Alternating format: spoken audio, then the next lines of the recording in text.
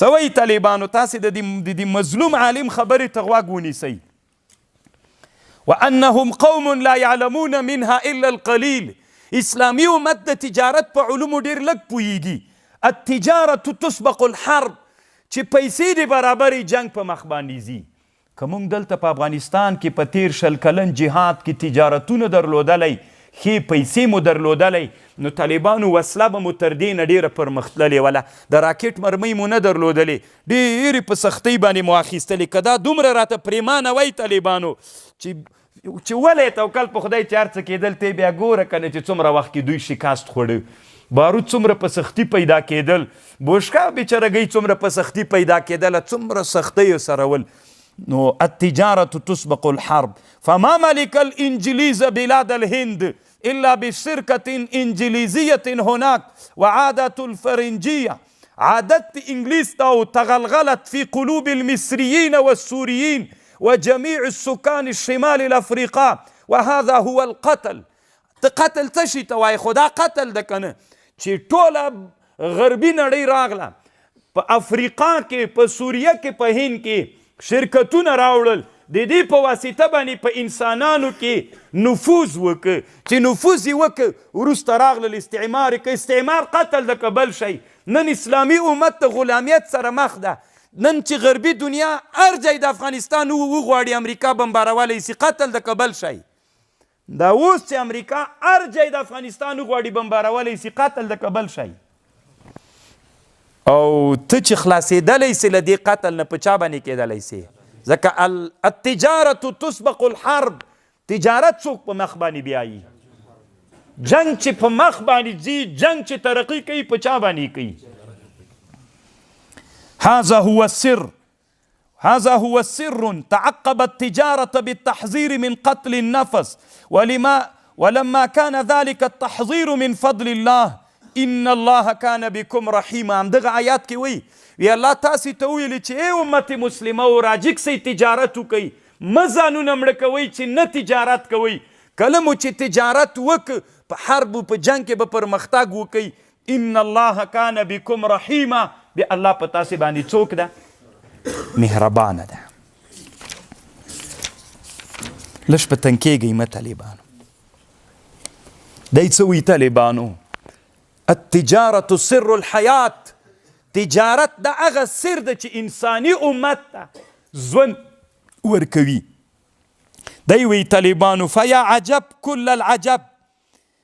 1442 کال د هجري، د نن نه څو کاله مخکې طالبانو، 100 کلونه نه مخکې دغه عالم دا خبر کوي. د رجب میاشته وه، د سهار د لمانځه نه مخکې وي زه دغه لیکنه کوم. 1342 هجري قمري، اوس 45 ده، 103 کاله مخکې وي د سهار مانځه نه وروسته د رجب میاشته ده، 8 د رجب ده، وي زه دغه تفسیر لیکم. 100 کاله مخکې امت مسلمه ته نارې وهي.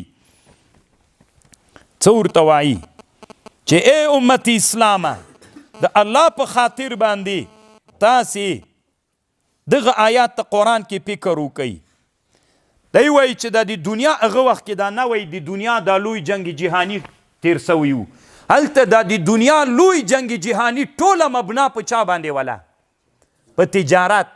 د دنیا کې چې د امریکایانو په یوریشیما او جاپان اټوم واچاو، هلته دا جنگ ټول چا هغه قوي کو؟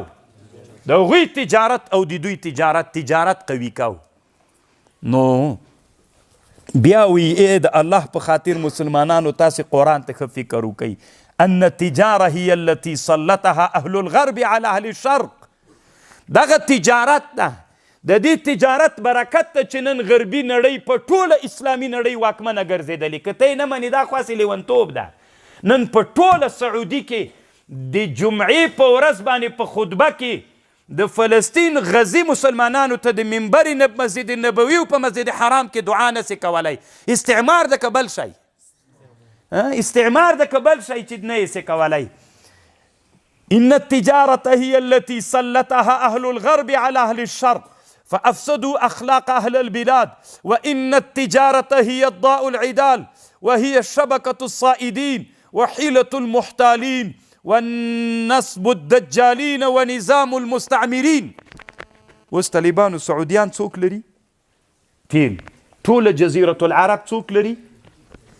تیل.